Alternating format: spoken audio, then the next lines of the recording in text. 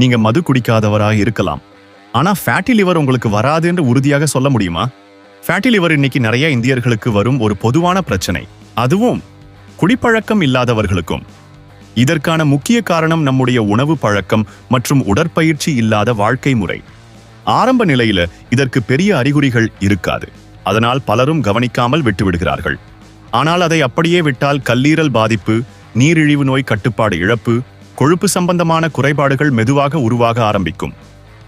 நாம் இன்று எடுக்கும் சிறிய கவனமே நாளை பெரிய பிரச்சனைகளை தவிர்க்க உதவும். தினசரி காய்கறிகள், பழங்கள், தேவையான அளவு நடை அல்லது உடற்பயிற்சி மிக முக்கியம். நீரிழிவு நோய் அல்லது கொழுப்பு குறைபாடு உள்ளவர்கள் அடிக்கடி பரிசோதனை செய்து கொள்வது மிக அவசியம்.